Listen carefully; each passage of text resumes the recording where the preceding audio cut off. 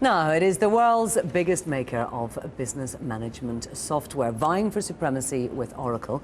SAP is proposing a 20% increase in its annual dividend and remains upbeat about its profits for this year.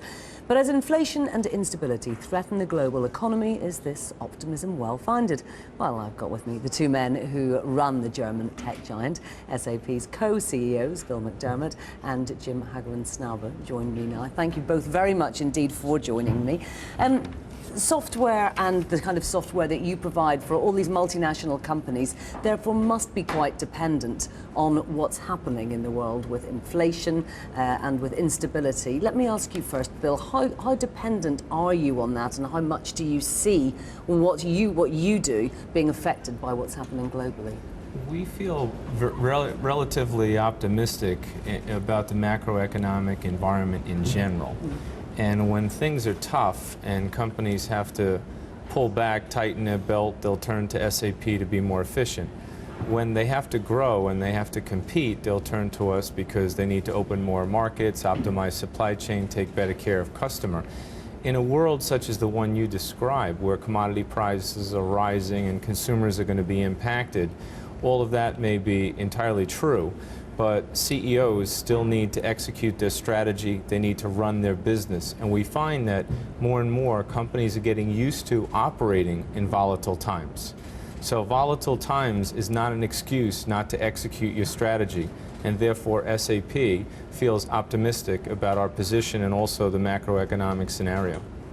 Now, one of the things about about operating in that kind of world is that you have to be lean. And we saw that, didn't we, in Japan, when we realized just how lean an awful lot of companies are these days.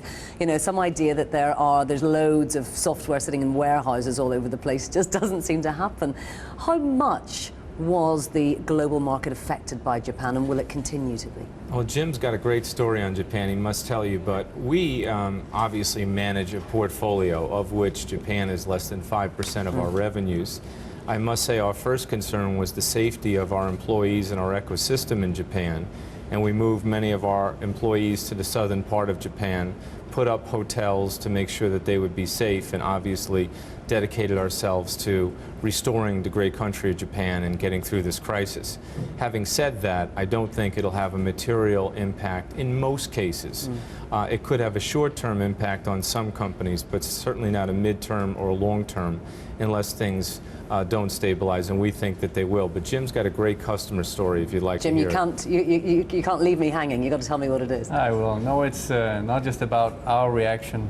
We see actually the value of real-time consistent information, where I was with one of our large companies in the consumer products food industry, and they actually set up a war room looking at real-time information from the SAP system, being able to then understand where's sourcing coming from Japan, where do we need to resource, where do we need to deliver on open orders in Japan, how do we take care of our people, and with that they were able to replan. And I think it comes to what Bill said, companies expect the unexpected, and they need IT to help them react faster.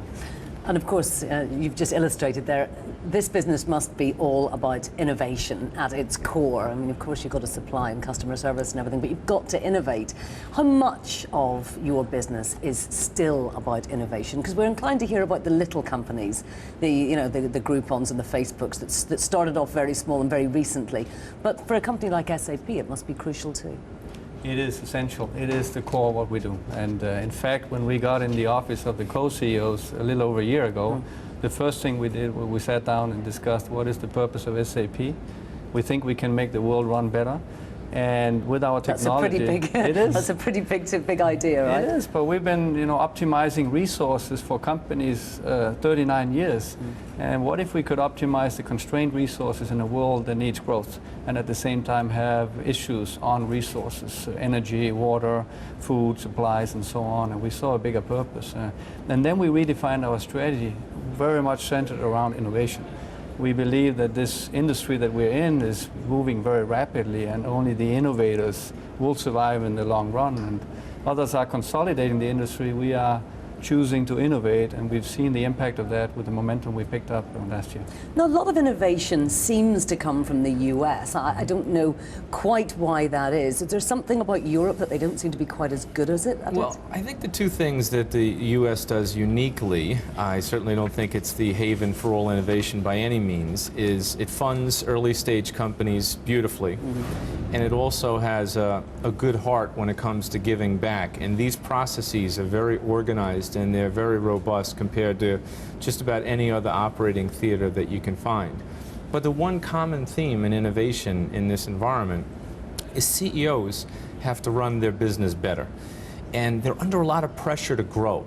And they sit in boardrooms across from boards of directors that want to see the strategy and they want to see the growth plan. And if they can't, in a very volatile world, explain to the board where things are in the moment, business in the moment, then they're not in control of the steering wheel. And this is driving everything where companies are more and more going to have consistent end-to-end systems. They're going to have real-time insight as to what's going on in the business. And they're going to have to connect all the workers, their biggest investment in the entire portfolio, on device. So they're in the workflow and they can make decisions to get these companies moving faster. And what's going to give them that? What's the next innovation that's going to bring that to them? Is it this cloud computing? We believe that it's a combination of things. We have solutions that are on-premise, in the cloud, and on device. We believe the uniqueness is orchestrating among these environments, maintaining process, data, and security integrity. But clearly the two big ideas I strongly would recommend: mobilize your business. You have to get your workers moving faster and get your business in real time. If you can't study things in the moment, you're going to get beat. Now, when it comes to growing your own business, how do you plan to do that? Are you going to buy other businesses? Can you see yourselves maybe teaming up with another major business like a Microsoft? Where do you go from here? Well, first of all, we generally don't believe that it's a viable long-term solution to just buy market shares in an industry that require innovation. And so what we've done in the core of our strategy is to innovate around the new technologies that will change how people work and how they live. Mobile, memory computing, cloud computing are ways to consume advanced technology for businesses in a simpler way. You asked about the Americans, what are they doing well? They're doing a lot of the consumer stuff. And we are basically in this for the business stuff. We want to be the business mobile company. We want to connect value chains, not just people, also people, but then in a business environment.